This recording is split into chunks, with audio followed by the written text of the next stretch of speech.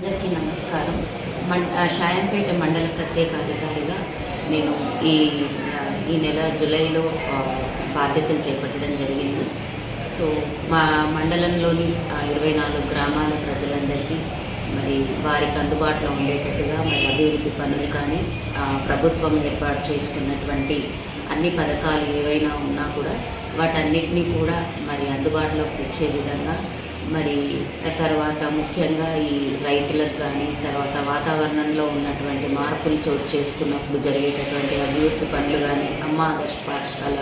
పనులు కానీ వీటన్నిటినీ పర్యవేక్షించడం అది ఒక బాధ్యతగా తీసుకొని అట్లానే మన గ్రామ ప్రత్యేకాధికారులందరితో కలిసి మీటింగ్ చేసుకొని ఎప్పటికప్పుడు పర్యవేక్షణ చేస్తూ